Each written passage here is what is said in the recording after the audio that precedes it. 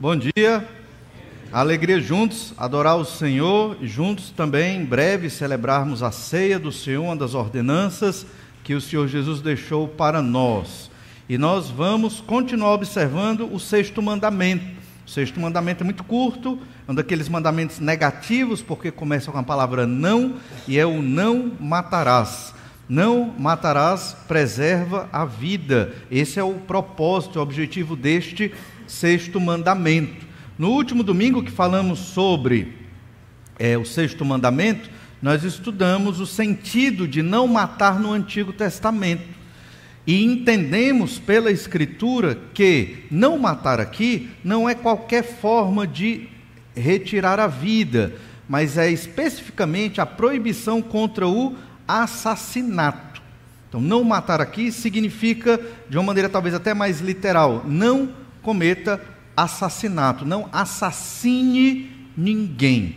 E aí a gente entendeu que existem outras formas de tirar a vida que necessariamente não estão incluídas neste sexto mandamento.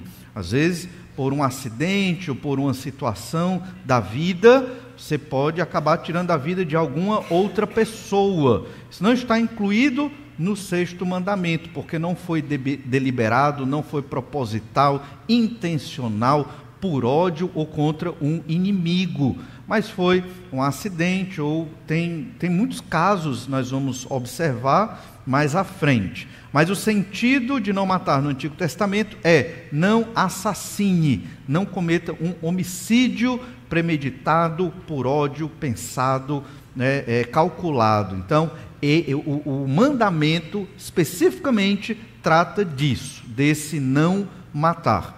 Agora nós vamos observar um segundo aspecto do sexto mandamento, que é o sentido da vida. Por que existe um mandamento não matar? Porque é importante fundamentar o sentido da vida. A vida é algo muito especial e precioso para o Senhor nosso Deus, porque foi Ele quem criou a vida. Então, a forma de preservar a vida é esse sexto mandamento que ordena não assassine, não retire a vida de ninguém.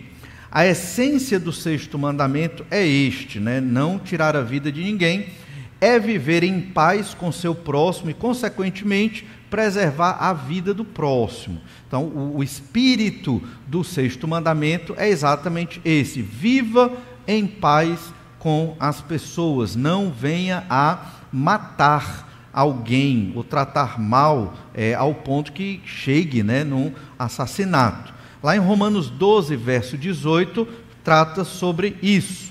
Se possível, quando depender de vós, tende paz com todos os homens. Quando depender de vós, porque pode ser que a outra pessoa não queira ter paz com você. Você está tentando, está querendo, está promovendo a paz, não quer confusão, não quer intriga, não quer briga, quer uma vida ordeira e pacífica, mas pode ser que a outra parte, a outra pessoa não queira.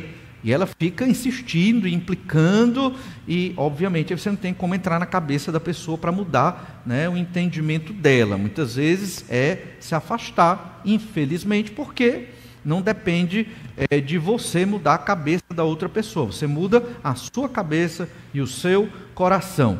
Lá em Mateus 5,44 também lemos: eu, porém, vos digo, amai os vossos inimigos e orai pelos que vos perseguem. Inimigo naquela época poderia ser uma pessoa que estava querendo realmente retirar sua vida. Então, era naquele período, no século I, as pessoas elas tentavam se proteger e se defender.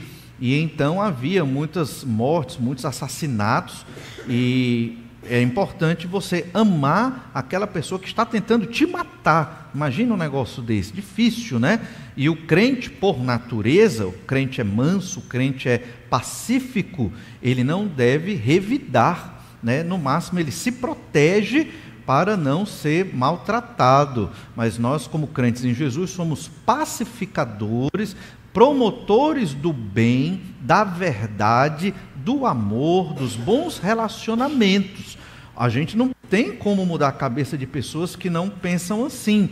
Então, muitas vezes, nos convívios sociais, nos grupos sociais aí ao nosso redor, nós temos que nos proteger.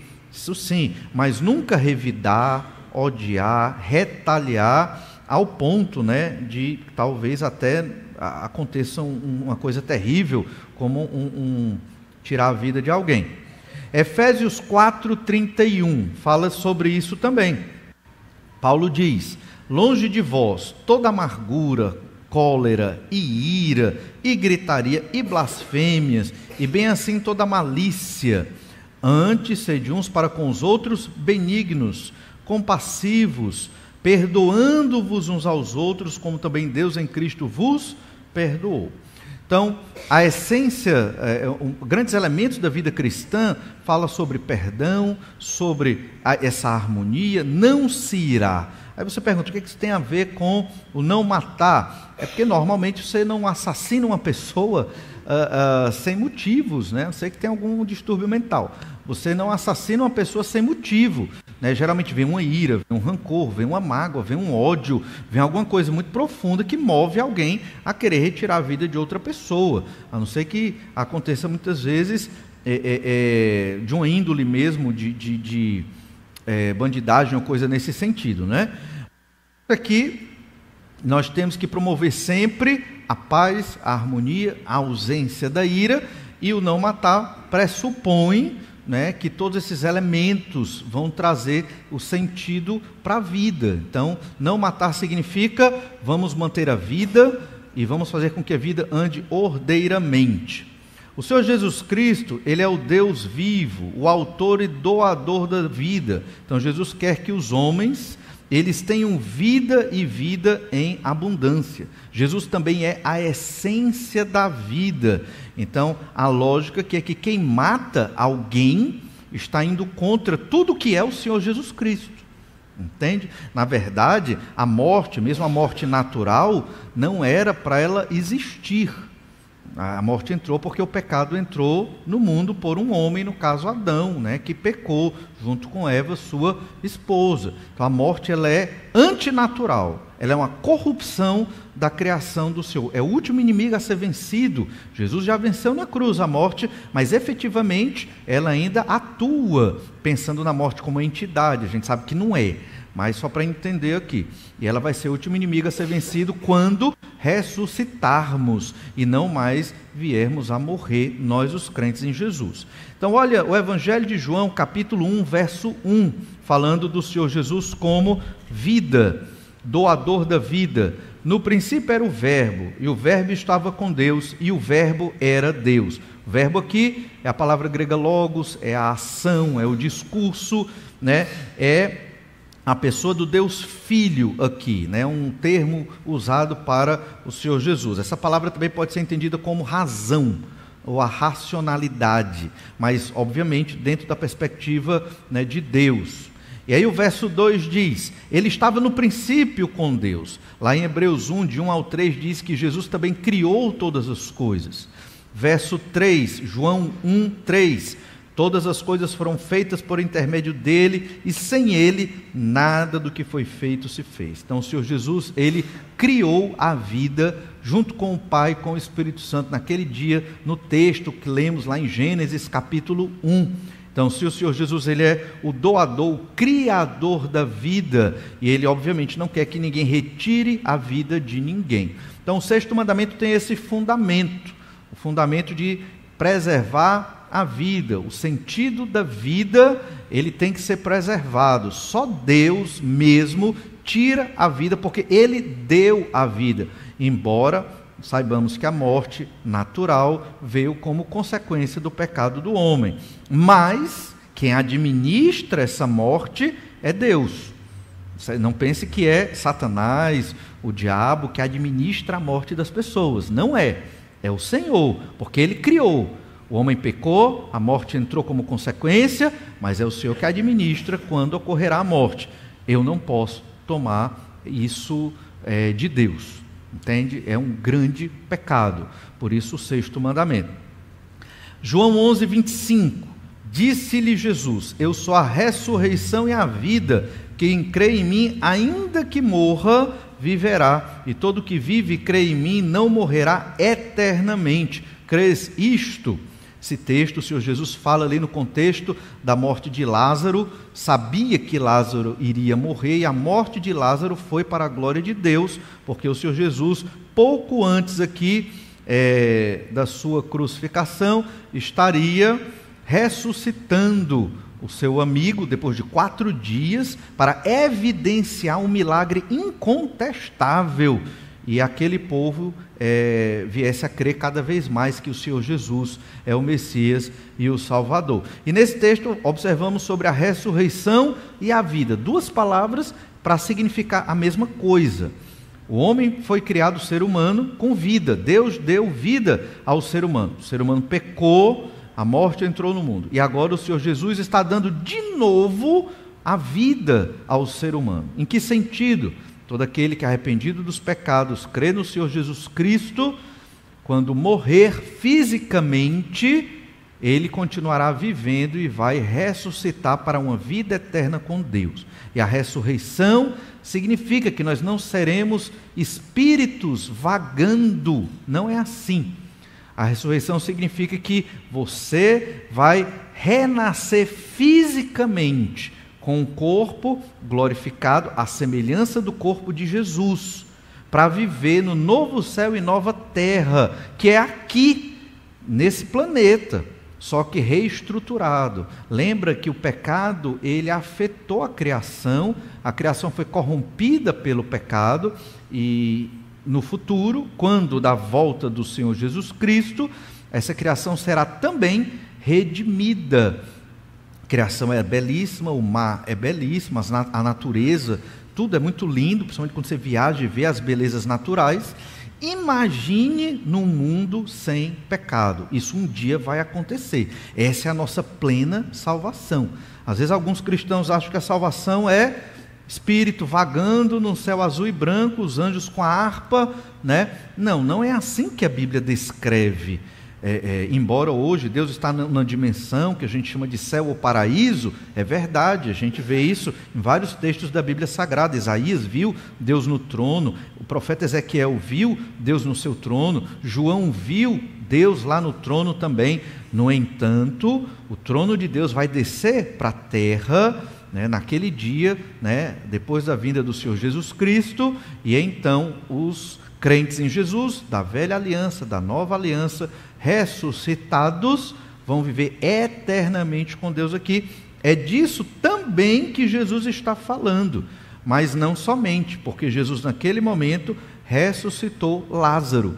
Então Jesus vai dar a ressurreição futura, mas ele tem poder para dar a ressurreição presente, e ele fez com Lázaro. E ele diz: quem crê em mim, ainda que morra, viverá. Então, para o crente em Jesus, não existe uma morte efetiva, existe a morte física, mas não é a morte final, certo? Por quê? Porque há uma ressurreição, e nessa ressurreição nós vamos manter a nossa consciência, mesmo depois da nossa morte. A Bíblia diz que vamos manter a nossa consciência, nossa personalidade, vamos reconhecer as pessoas. Vários textos na Bíblia mostram isso. A gente vê a história do rico e do Lázaro, Abraão ali, nós vemos Moisés chegando lá na transfiguração, falando com o Senhor Jesus Cristo. Então, vários textos do Novo Testamento mostram essa consciência de quem já morreu e a identidade dessas pessoas, elas reconhecendo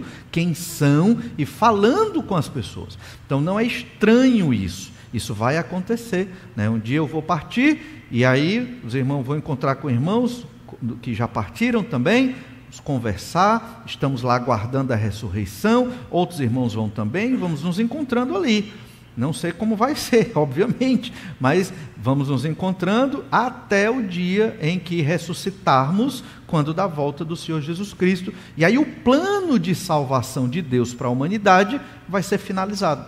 Vamos ter um planeta só com pessoas convertidas ao Senhor Jesus Cristo, não da Igreja Batista, nem da Igreja Presbiteriana, nem da Igreja Congregacional, nem da Igreja Assembleia de Deus. Não vai ter essas divisões de igrejas e de povos, vai ser um só povo, uma só nação, como hoje nós vamos ver também no livro do profeta Isaías. É um só pastor e um só rebanho quando da volta de Jesus. Então, o 6º mandamento tem essa finalidade, né? Preservar a vida, mostrar o sentido da vida. A vida é valiosa, porque Jesus deu a vida e vai dar novamente uma vida plena para nós.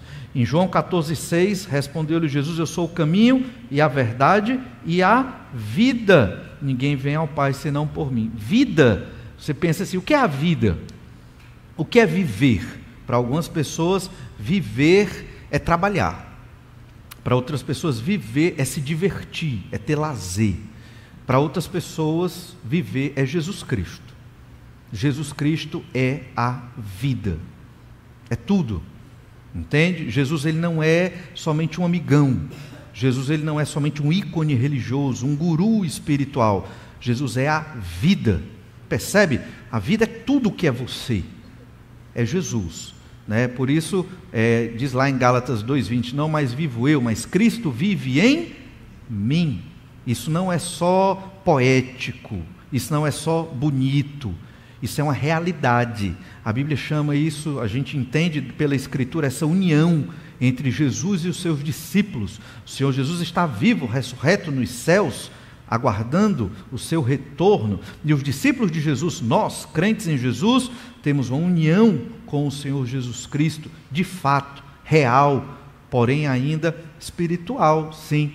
E o Senhor Jesus, ele é a nossa vida, tudo por causa de Jesus, tudo para a glória de Jesus, porque não existe pessoa que mais nos ama do que o Senhor Jesus Cristo, que morreu na cruz para nos livrar da condenação dos nossos pecados.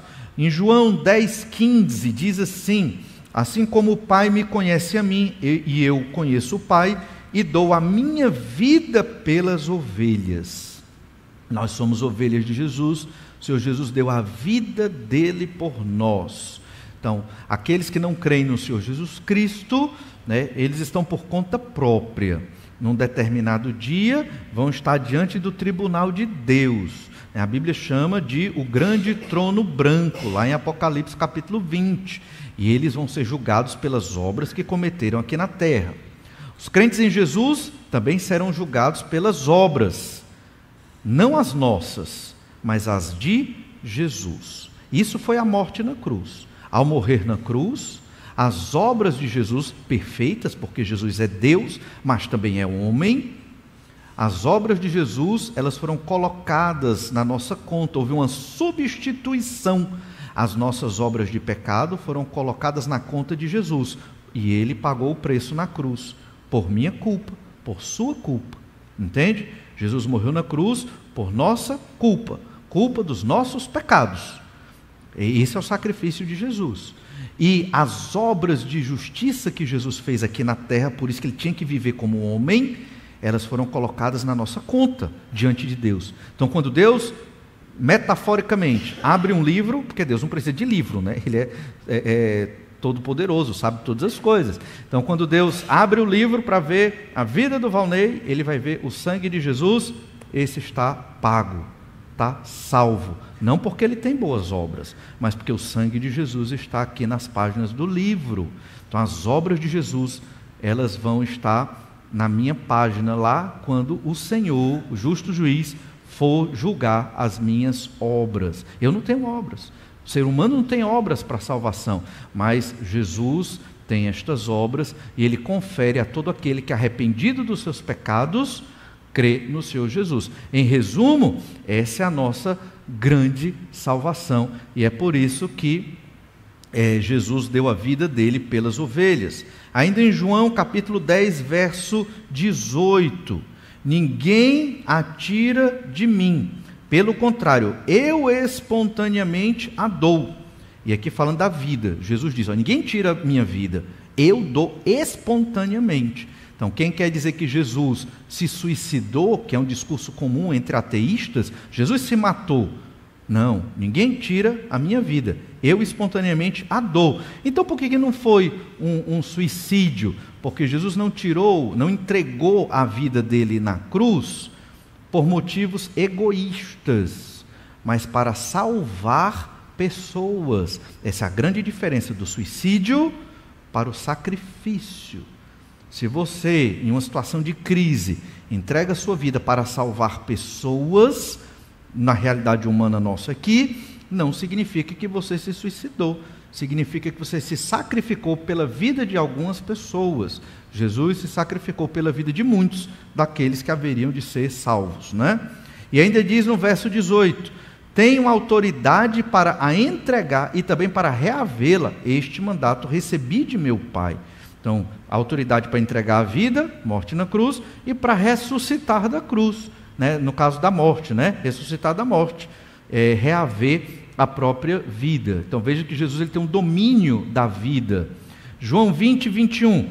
Estes, porém, foram registrados para que creiais que Jesus Cristo é o Filho de Deus e para que crendo tenhais vida em seu nome.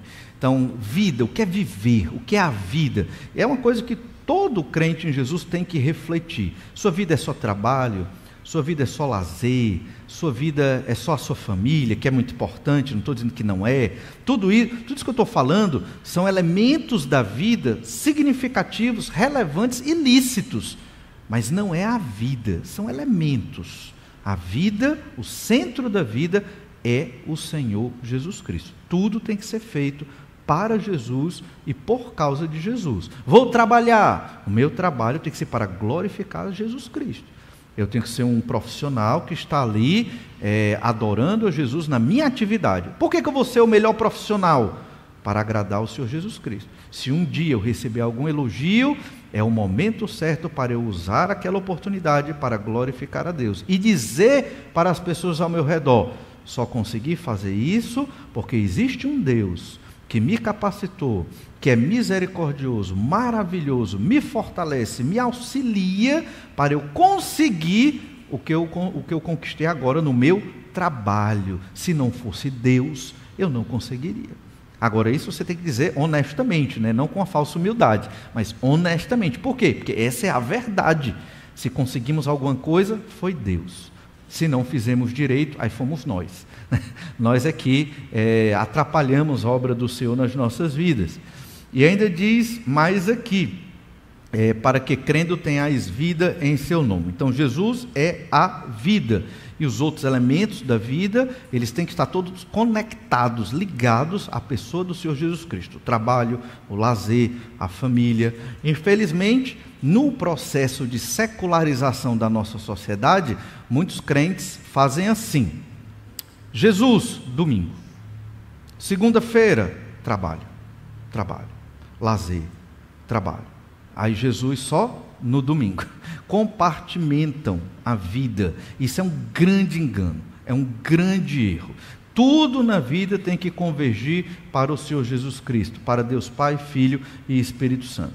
Então, Jesus é a vida, criou a vida, doou a vida, vai dar novamente a vida na ressurreição, no presente momento é a nossa vida. Então, o sexto mandamento serve para enfatizar isso: não matarás. Significa, não interfira naquilo que é de Deus. A vida é de Deus, é posse de Deus, é Deus quem dá, é Deus quem cria.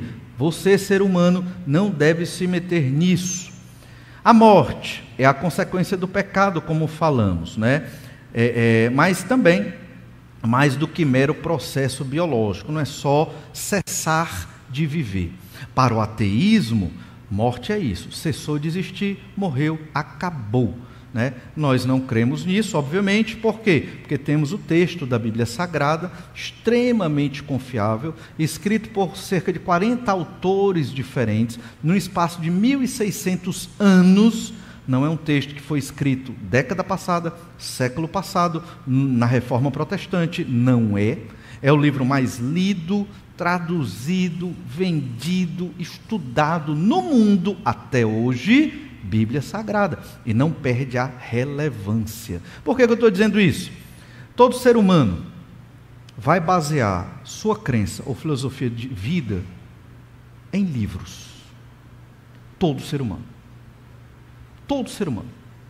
É o livro de um filósofo, é um livro de um pensador, é uma coleção de livros de uma escola de pensamento. Não tem como um ser humano basear a sua lógica de vida no nada. É em alguma informação. Essa informação vem dos livros. Aqueles, obviamente, mais perdidos na vida, tiram dos filmes e das novelas, o que é mais absurdo. Mas os autores, roteiristas de filmes e novelas, se baseiam em livros, entende? De todos os livros da humanidade, não existe o mais excelente do que a Bíblia Sagrada. E eu estou usando esse argumento para quem não crê em nada de Deus. Quem não crê em nada, e é extremamente lógico, não pode ignorar esse fato. A Bíblia é o livro sobreexcelente da humanidade. Não tem outro igual. Logo, eu tenho que estudar esse livro e entender porque ele é tão especial para tantas pessoas no mundo inteiro e ainda causa tanto impacto. Então, a morte, na realidade, é o merecido juízo de Deus sobre o pecado e a culpa do homem. Porque entrou o pecado no mundo, assim também entrou a morte. A morte é o juízo de Deus contra o pecado. Morte física, juízo imediato. Morte espiritual, juízo final. Né? É a morte que a gente chama de inferno ou o lago de fogo, com aqueles que morreram, não crendo no Senhor Jesus, sofrerão eternamente ali. Por quê? Porque Deus é mau? Não, mas é porque existe consequência dos nossos atos. E a consequência do pecado é exatamente a morte. Alguns dizem, você vai morrer eternamente no inferno porque você não creu em Jesus. É uma meia verdade. Está errado? Não. Mas não está bem explicado. Por que uma pessoa é condenada ao inferno eternamente? Não é porque ela não creu em Jesus, mas é porque ela escolheu viver nos pecados. A pessoa escolheu, ninguém obriga ninguém a nada. A pessoa escolheu viver nos pecados, escolheu não dar glórias a Deus, escolheu outro Deus para a sua vida. Todo ser humano, isso é inato, precisa de um Deus ou uma divindade na sua vida. Todo ser humano, todo ser humano. Minha divindade é Buda, minha divindade é uma imagem, minha divindade é a humanidade, minha divindade é o Estado político, minha divindade é o dinheiro, a riqueza.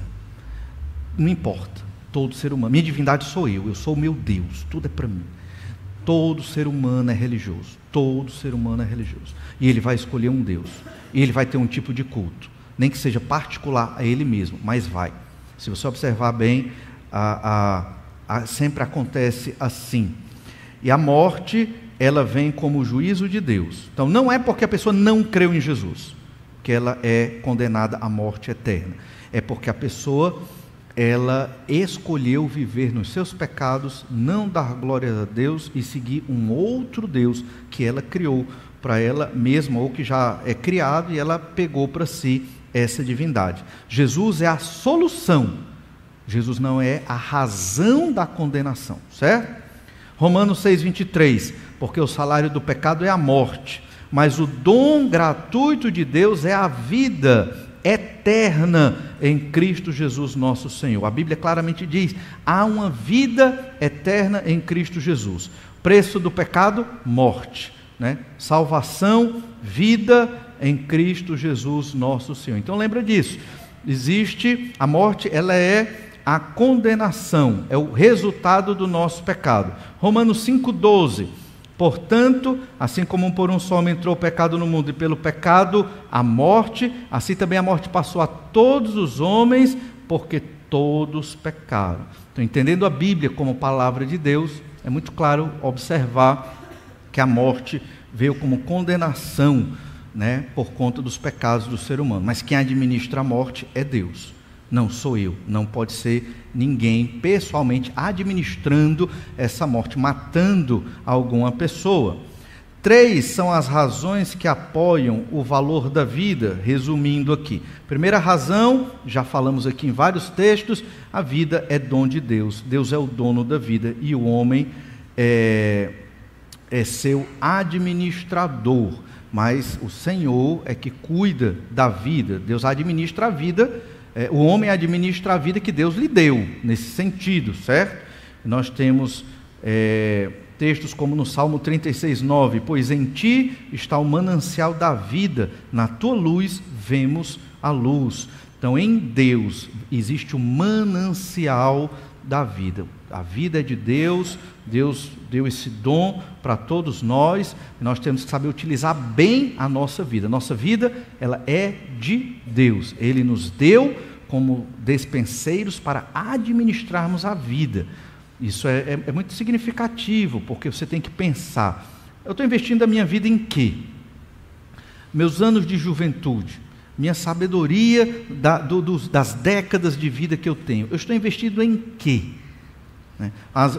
Isso é bom, mas às vezes é difícil. Compartilhando com os irmãos, você vai assistir um filme, aí eu assisti um filme, eu penso, isso contribui para algo do reino de Deus? Então, vale a pena? Qual o sentido de ver esse filme?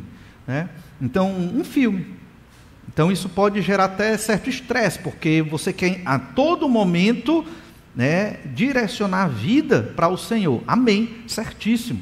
Só que muitas vezes nossa capacidade cognitiva ela é limitada. A mente tem que relaxar. Você não pode estar 100% concentrado às 18 horas que você tem acordado. Na verdade, é um exercício difícil. Fique muito tempo concentrado, por exemplo, lendo horas, ou exercitando a sua mente em oração por muito tempo, ou ensinando, pregando, exercitando a mente. Isso dá uma fadiga grande.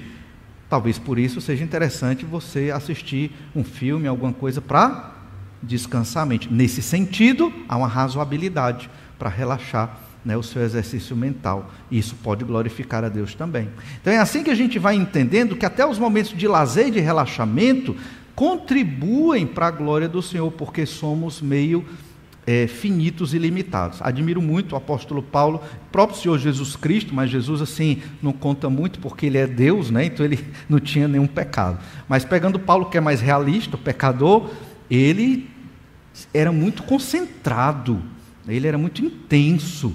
Você não vê um momento que Paulo está ali relaxado, se bem que são cartas e epístolas, mas quando você traça a rota da vida do apóstolo, do começo ao fim da sua vida, como pregador e missionário, ele está sempre focado, e estar sempre focado é um exercício muito difícil, exercício cognitivo, muito difícil. A gente tem que dispersar de vez em quando, porque a mente não aguenta. Mas só para você entender que nós temos que, o máximo possível, dentro da sua limitação, focar a sua vida nas coisas do Senhor Jesus Cristo, Uma terceira razão é que a vida é um bem próprio, inalienável, intransferível. Você não pode transferir sua vida para ninguém, mesmo que você queira. Você não pode, Então você chega e diz assim, eu quero doar meu coração para o meu irmão que está falecendo. Você não pode, porque se você doar o seu coração, o que é que vai acontecer? Você não pode. Então você não pode transferir sua vida para outra pessoa. É sua, é intransferível. Então você não tem como fazer isso. E uma terceira razão, a vida é um bem da comunidade. Sua vida é um bem precioso para esta igreja. A vida de cada um aqui é preciosa para a comunidade, uns para os outros. E é por isso que sentimos e sofremos quando o irmão parte. É da natureza caída do ser humano sofrer. Por quê? Porque vivemos em comunidade, estamos uns com os outros, sentimos falta daquela pessoa, que pela vontade do Senhor foi chamada naquele momento. Atentar contra a vida do próximo é uma ofensa a Deus, à pessoa e à comunidade, cujo núcleo principal é a família. Então, uma pessoa que parte, que é assassinada, por exemplo, foi retirada da sua família. Entende? Isso é um dano muito grave. Todas as partes da comunidade são importantes. A gente vê isso lá em 1 Coríntios 12, 24, pensando na comunidade igreja. Mas os nossos membros nobres não têm necessidade disso. Contudo, Deus coordenou o corpo, concedendo muito mais honra àquilo que menos tinha, para que não haja divisão no corpo. Pelo contrário, cooperem os membros com igual cuidado, em favor uns dos outros, de maneira que, se um membro sofre, todos sofrem com ele. E se um deles é honrado, com ele todos se regozijam. Então a vida, ela é compartilhada em comunidade. Então é mais um fator relevante da importância da vida. Romanos 14:7 diz também: porque nenhum de nós vive para si mesmo, nem morre para si mesmo. Então nós vivemos em família, nossa família nuclear, nossa família igreja. Verso 8: porque se vivemos para o Senhor vivemos, se morremos para o Senhor morremos, quer pois vivamos ou morramos, somos do Senhor. Então a nossa vida é importante, né, uns para os outros, é preciosa para Deus. O sentido da vida, então, é o fundamento de não matar. E esse é o segundo ensino que nós observamos acerca do sexto mandamento. Em breve nós vamos observar algumas questões éticas do mandamento não matar. Existem várias formas de tirar a vida.